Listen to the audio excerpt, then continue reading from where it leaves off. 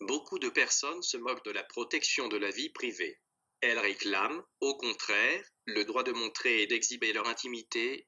Un faisceau de signes et de symptômes annonçait depuis quelque temps l'inéluctable arrivée de ce type de comportement qui mêle inextricablement voyeurisme et exhibitionnisme, surveillance et soumission.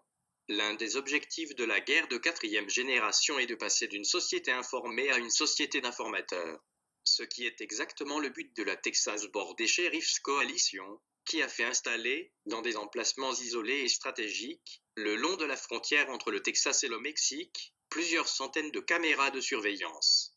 Ces caméras sont connectées à Internet, et toute personne à travers le monde peut désormais commodément installer devant son ordinateur, espionner sans risque les aires désertiques du Texas ou les rives du Rio Grande. Au cas où elle verrait sur son écran passer un migrant clandestin, elle peut le dénoncer en adressant aux autorités un simple courriel.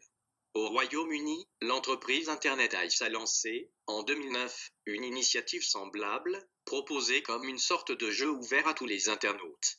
L'objectif, là encore, est de surveiller des commerces et des rues et de traquer les éventuelles infractions. Pour participer et adhérer au réseau, les volontaires doivent payer une petite redevance mensuelle. Une fois leur identité vérifiée, ils ont accès aux images de 4 caméras de surveillance qui s'affichent sur leur ordinateur. Assis dans leur fauteuil, les adhérents observent en direct à travers l'œil des caméras. S'ils détectent un vol, une agression, un comportement suspect, ils cliquent sur un bouton d'alerte.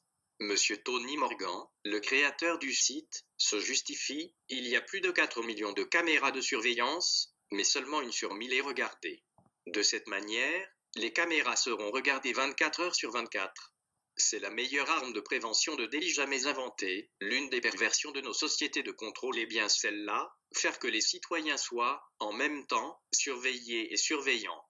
Chacun doit épier les autres, pendant qu'il est lui-même espionné.